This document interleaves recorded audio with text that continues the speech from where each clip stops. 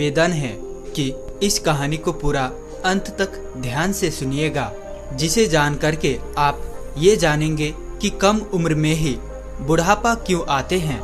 जैसे कि दोस्तों, सभी लोग जानते थे कि महात्मा बुद्ध एक राजा थे, लेकिन उन्होंने सब कुछ त्याग के एक सन्यासी का रूप ले लिया। तो इसीलिए उन्हें सब पता है कि हमें क्या खाना चाहिए, हमें कैसी दिनचर्या अपनाना चाहिए।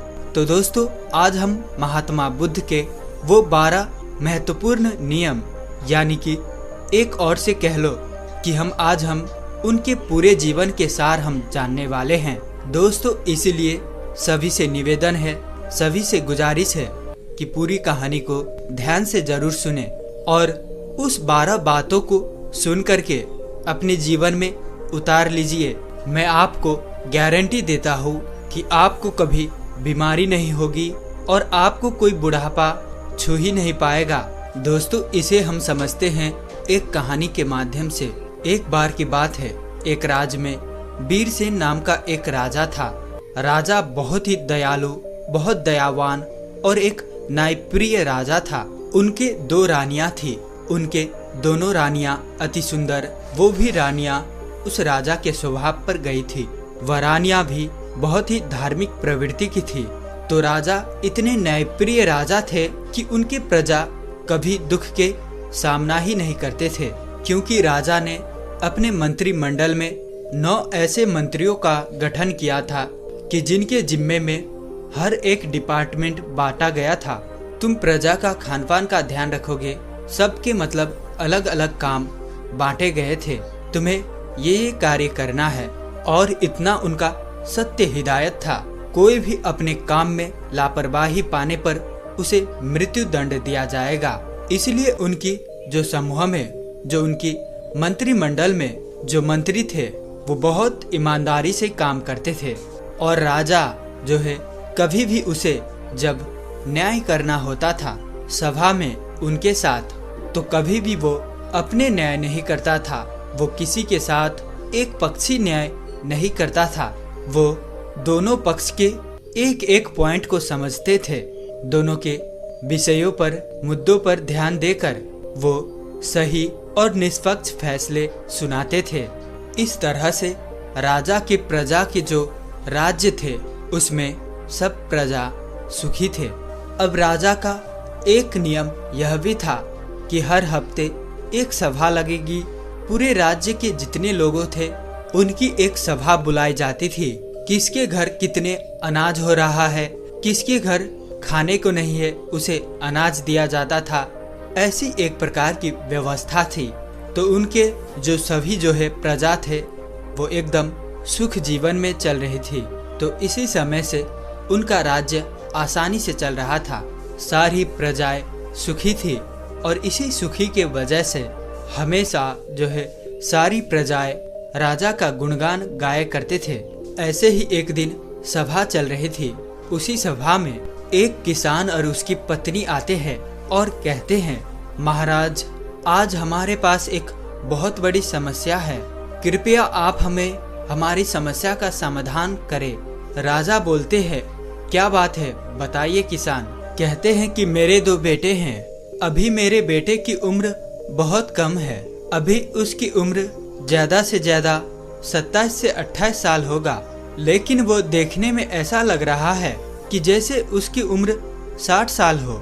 बाल झड़ते जा रहे हैं और उसके पेट निकलते जा रहा है। बड़ा आलसी है, कोई काम नहीं करता है। हमने अपने हिसाब से इधर उधर दबा कराया, लेकिन कोई फायदा हुआ नहीं। महाराज कहते हैं, ठीक है। मंत्री को आदेश देते हैं। मंत्री अपने राजवैद्य से इस किसान का बेटे का इलाज करवाया जाए। जो भी खर्चा होगा उस राज्य कोष से दिया जाए। मंत्री ऐसा ही करते हैं। उनके दोनों किसान के बेटे का इलाज राजकोष के खर्च से राजवैद्य करते हैं। काफी दिन इलाज चलने के बाद फिर वो किसान सभा में उपस्थित होते हैं और कहता है कि महाराज, कोई आराम नहीं हुआ। मेरा बेटा वैसे की वैसे ही है। राजा कहते हैं, ठीक है, हम इस पर विचार करेंगे। इस पर विचार चल ही रही थी कि उसी गांव से उसी राज्य से 2 लोग और आते हैं। पति और पत्नी रोते हुए आते हैं और वे भी वही कहते हैं, समस्या यही होती जा रही है।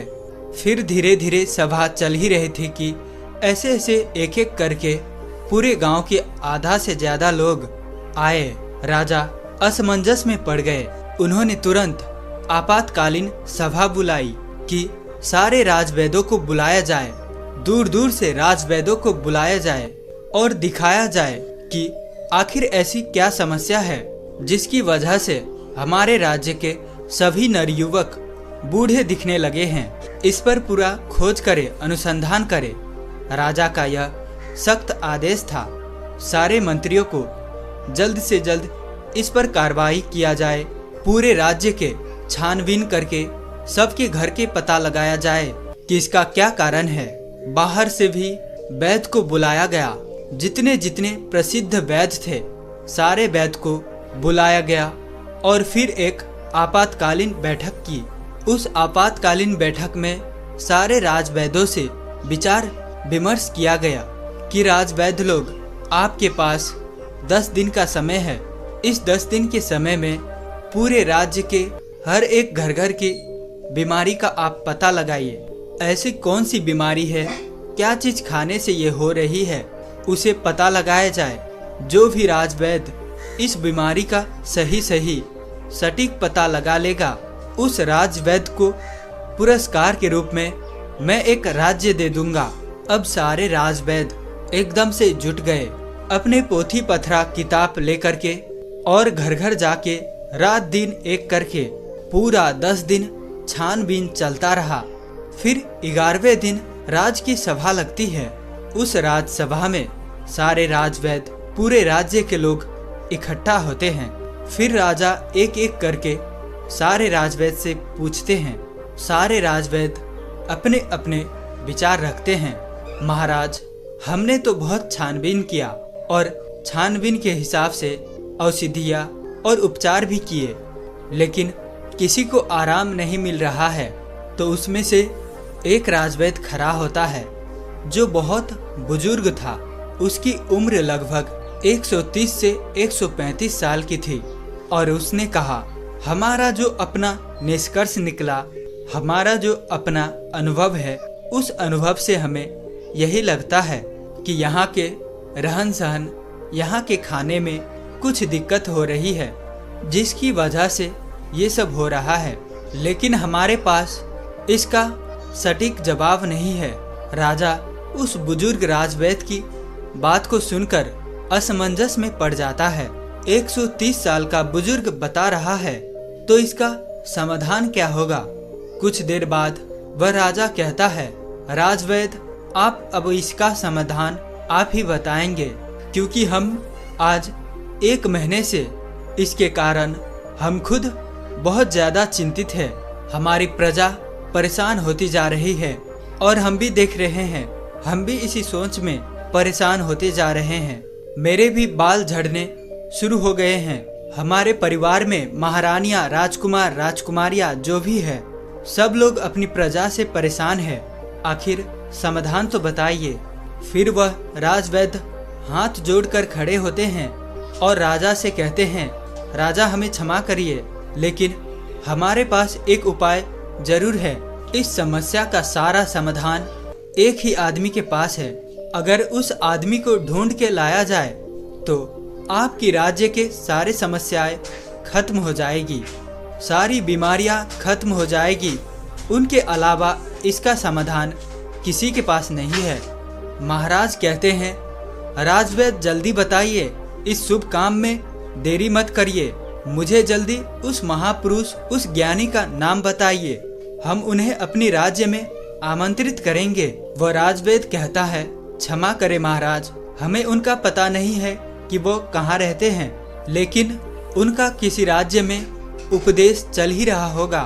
कृपया आप अपने सैनिकों को सारे राज्य में भेज करके पता लगाइए कि महात्मा बुद्ध किस राज्य में है, कहाँ पर वो उपदेश दे रहे हैं।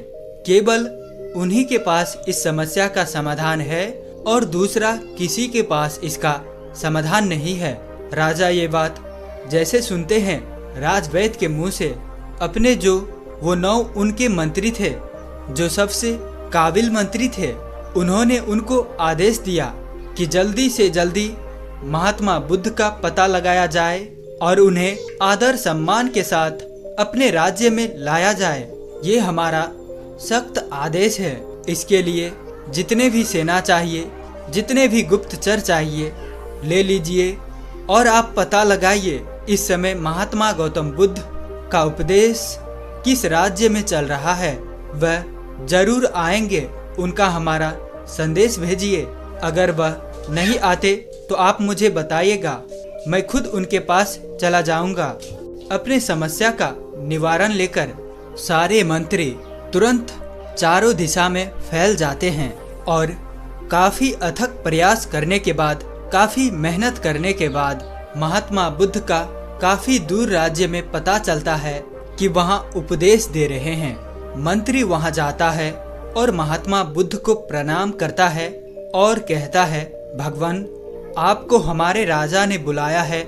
हमारे राज्य में बहुत बड़ी बीमारी आ गया है, कृपया आप हमारे साथ चलने का कृपा करें। महात्मा बुद्ध इतने दयालु, हंसमुख, उनका तो बस एक ही उपदेश था कि हमारे पूरे भारतवर्ष स्वस्थ निरोग रहे, किसी के मन में छल कपट ना हो, कभी कोई दुखी ना हो, सभी लोग हंसते रहे।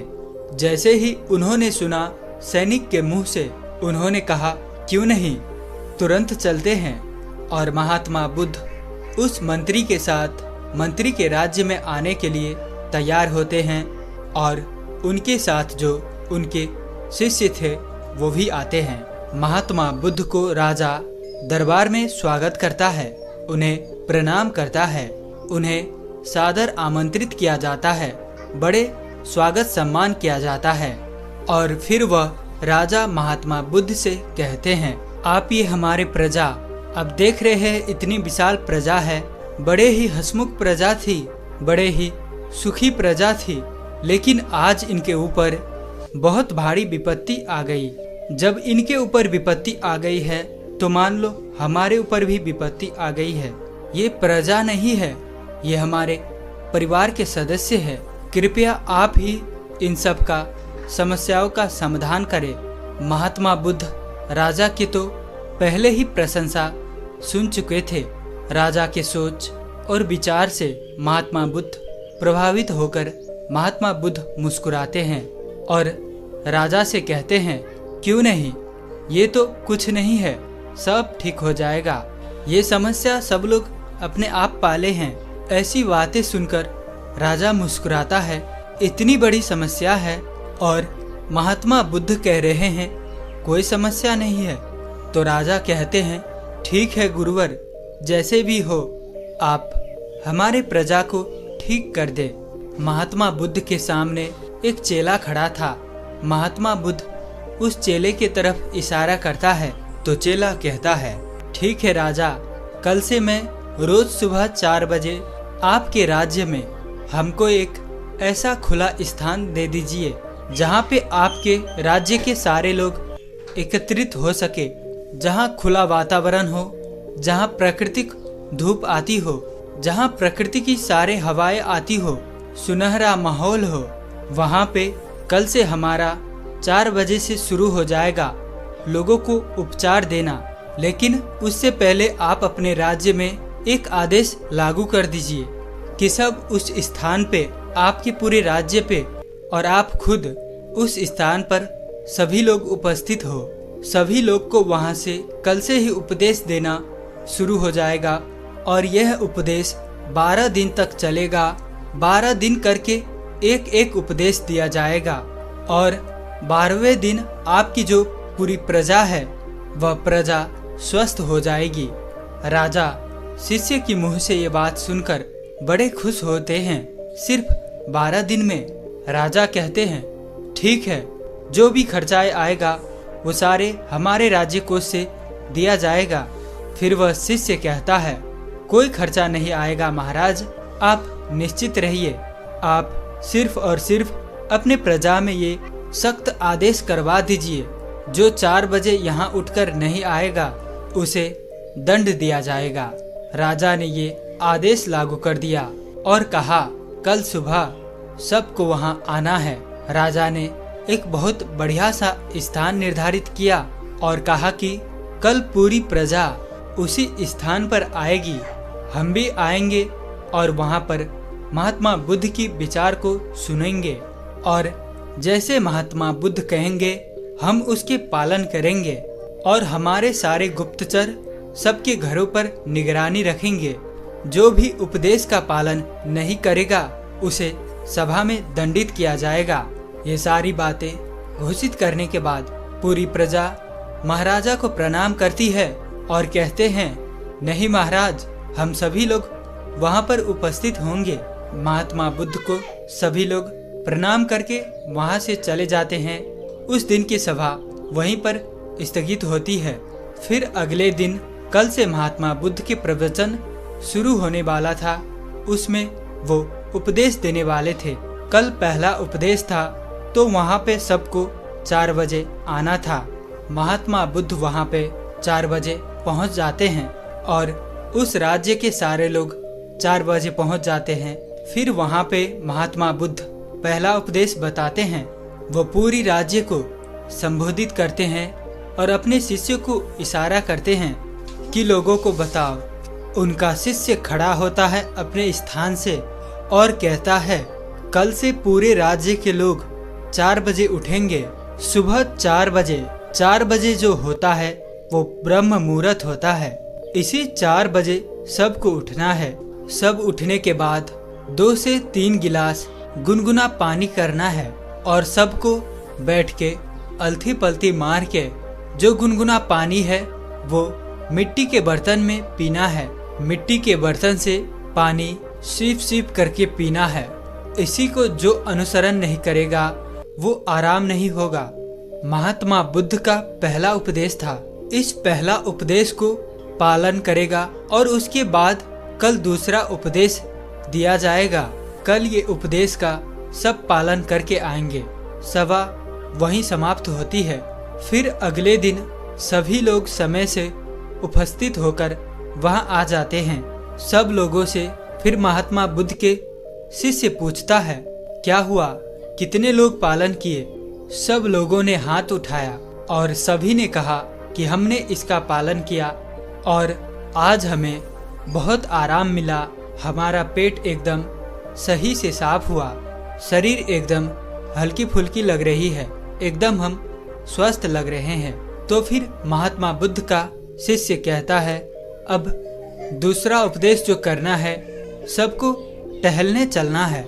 यानी कि आज के ज़माने में कहे तो सबको मॉर्निंग वॉक करना है। अपने अपने उम्र के हिसाब से सबको चलना है और चलना कितना है, 2 से 3 किलोमीटर। सबको 2 से 3 किलोमीटर चलना है। उसमें जो बच्चे हैं, नौजवान हैं, वो दौड़ेंगे और जो सामान्य लोग हैं जो 40 से 50 की उम्र के हैं वो तेज चलेंगे। और चाल जो होगी 1 सेकेंड में 1 कदम और 1 मिनट में 60 कदम तेज चलना है। और जो दौड़ सके वो दौड़ेंगे। बहुत तेज नहीं दौड़ना है, सब अपने क्षमता के अनुसार 2 से 3 किलोमीटर, ज़्यादा होगा पर कम नहीं। इसी हिसाब से सुबह चलना है, मॉर्निंग वॉक करना है। ये दूसरे दिन का उपदेश था। अगले दिन फिर से सभा शुरुआत होती है। फिर से लोग सभा में आते हैं तो सबसे पहले बुद्ध के शिष्य पूछता है कि 2 दिन का नियम सबने पालन किया। सब लोग हाँ में हाथ उठाते हैं। शिष्य पूछता है कैसे आप लोगों को लग रहा है। सब लोग कहते हैं बहुत अच्छा लग रहा है, ऐसे लग रहा है कि हमको कोई बीमारी ही नहीं है। फिर शिष्य कहते हैं अब सब लोग योगा करें। योगा प्राणायाम अपने हिसाब से सब लोग करें। योगा प्राणायाम में 2 योगा प्राणायाम जरूर शामिल होगा, एक कपालभात, दूसरा अनुलोम विलोम। सारे शिष्यों ने कपालभात और अनुलोम विलोम का विधि सभी को बता दिया। अनुलोम विलोम कैसे की जाती है, कपालभाति कैसे की जाती है, सूर्य प्राणायाम कैसे किया जाता है। सभी लोग कम से कम आधा घंटा से लेकर 45 मिनट तक डेली इसे करना है। तब इस दिन की भी सभा समाप्त होती है। अगले दिन फिर सभा शुरू होती है और उस सभा में सारे लोग उपस्थित होते हैं। सारे लोग उपस्थित होने के बाद फिर सबसे दिनचर्या पूछी जाती है, किसने कितना अनुसरण किया। सब ने कहा, अब तो हमको ऐसे लग रहा है कि अब हमको कोई बीमारी ही नहीं है, हमें कोई अलार्म नहीं लगाना पड़ता, हमें जगाना नहीं पड़ता, मेरी 4 बजे अपने आप आंख खुल जाती है। यह सुनकर महाराज बड़े खुश हुए। इतना बड़ा चमत्कार, बिना कोई पैसे की हमारी प्रजा ठीक हो रही है। महाराज तुरंत खुश होकर फिर महात्मा बुद्ध को प्रणाम करते हैं और बुद्ध से कहते हैं कि आप हमारे ही राज में रहिएगा, जाइएगा नहीं। भगवान महात्मा बुद्ध मुस्कुराते हैं, क्योंकि उनका तो काम ही है हमेशा हंसते रहना, क्योंकि वे चिंता नहीं करते। फिर वो कहते हैं, अब सबका योगा प्राणायाम सब कुछ हो जाने के बाद अब सब लोगों को अगला काम जो करना है, 300 ग्राम सबको सेब खाना है। इससे और ज़्यादा खा सकते हैं, लेकिन कम नहीं। सेब खाने के बाद सब लोग जो भी अपना अपना काम है काम करेगा। उस दिन का भी ज्ञान समाप्त हुआ, सभा विसर्जित हुआ। फिर अगले दिन सभी लोग आते हैं। फिर सबसे पूछा जाता है किसको कितना आराम हुआ। सभी लोग कहते हैं कि हम तो पूर्ण रूप से एकदम ठीक हो गए।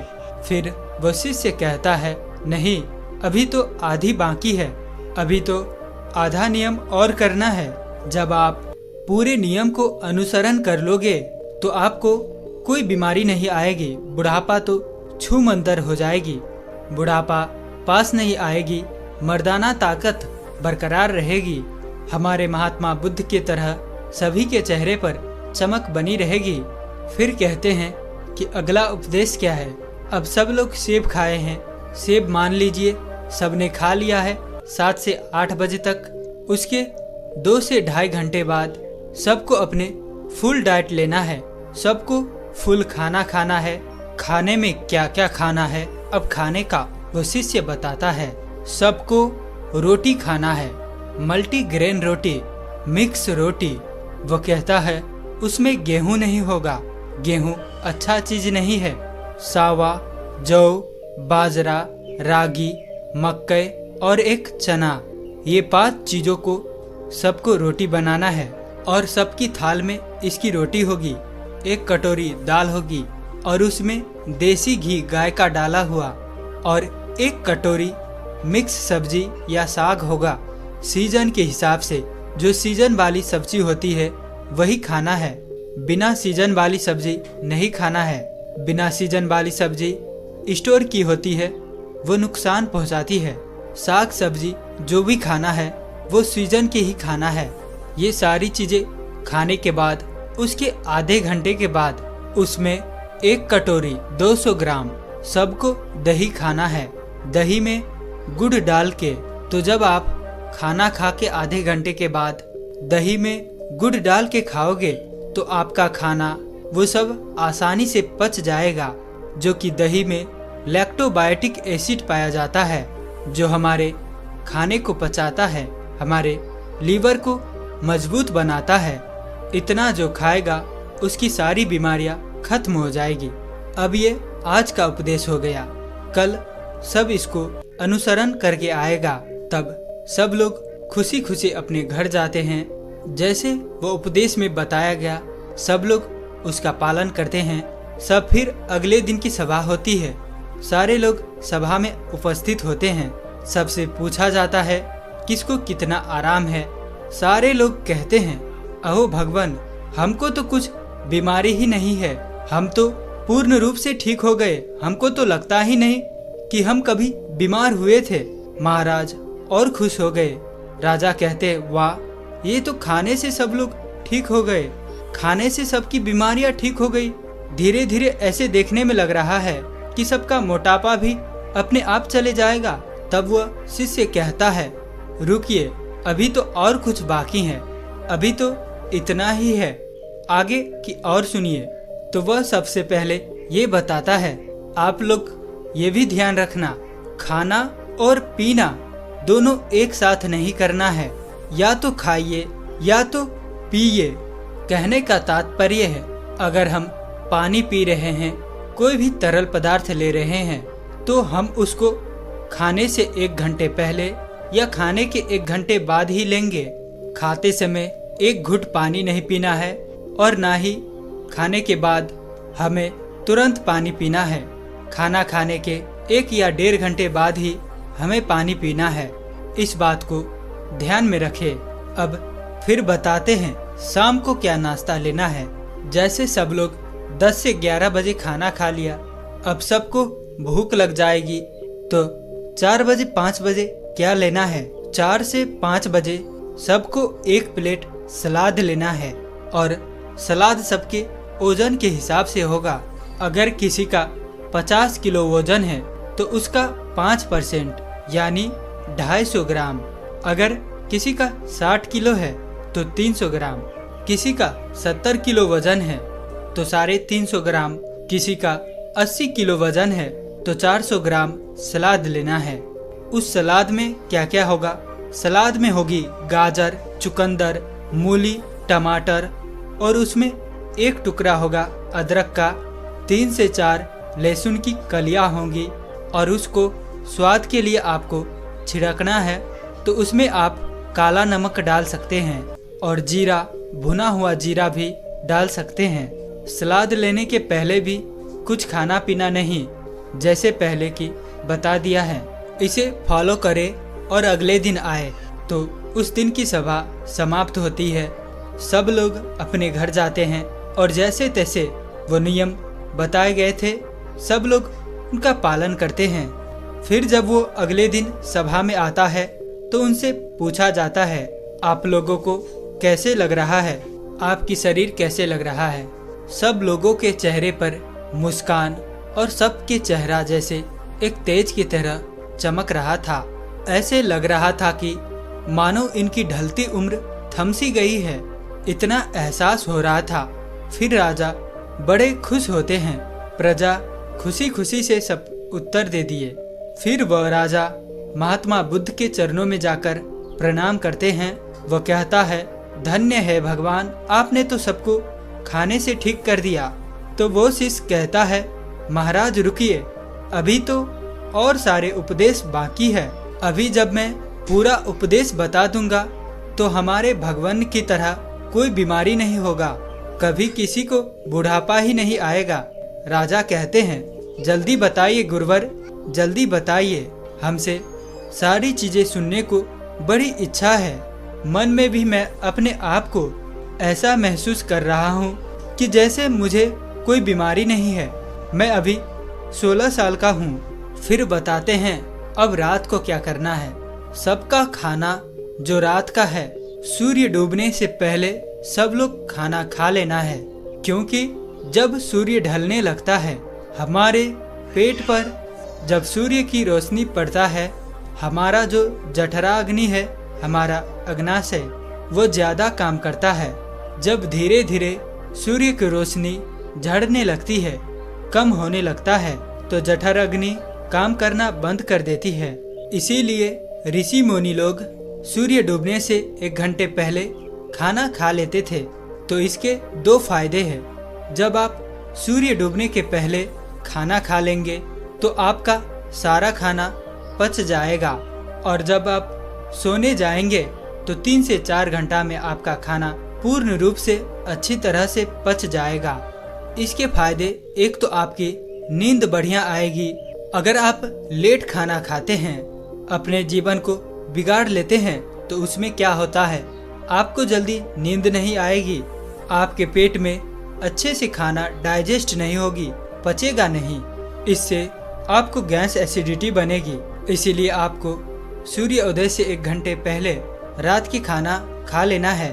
और खाने में क्या क्या लेना है, वही मल्टीग्रेन रोटी और साग सब्जी सीजन के हिसाब से, बस 2 चीजें।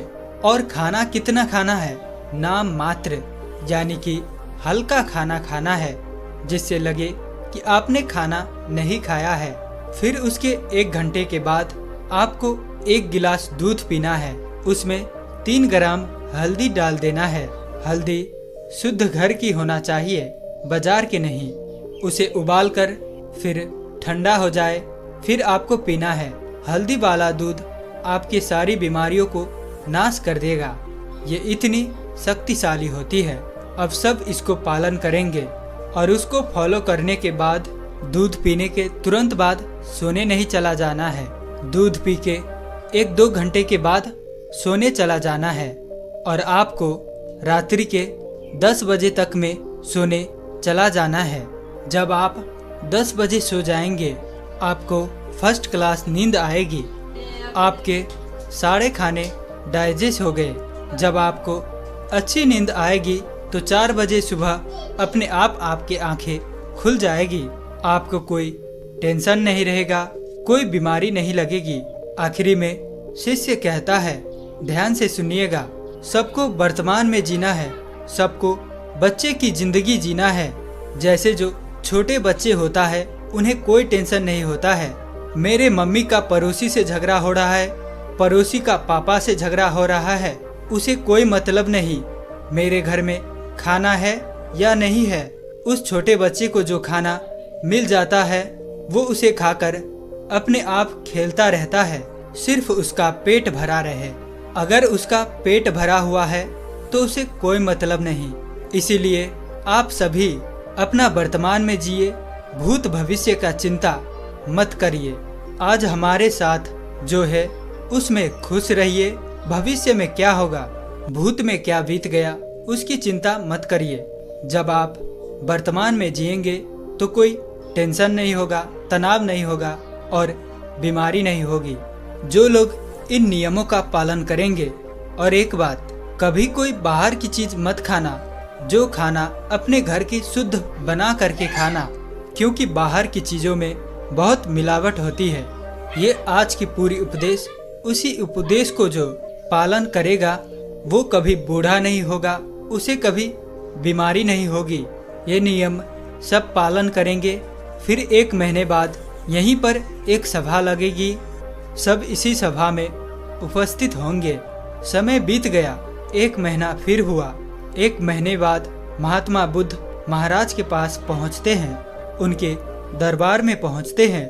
महाराज दौड़ करके उनके स्वागत सत्कार से सम्मान करते हैं और कहते हैं, आइए गुरुवर आइए, ये तो राज्य आपका है। महात्मा बुद्ध मुस्कुराते हैं, बताइए राजन, आप लोग कैसे हैं, आपका प्रजा लोग कैसे हैं। राजन कहते हैं, अहो भगवान, आपने जो उपदेश दिया है, हमारी पूरी प्रजा ऐसे देखने में लग रही है जो 60 साल के थे, लग रहे 15-20 साल के हो गए। सबकी ढलती हुई उम्र रुक गई है, सब लोग हृष्ट पुष्ट है। हमारे राजवैद्य लोग तो बैठ के आराम कर रहे हैं, उन्हें तो कोई दवा की जरूरत ही नहीं है।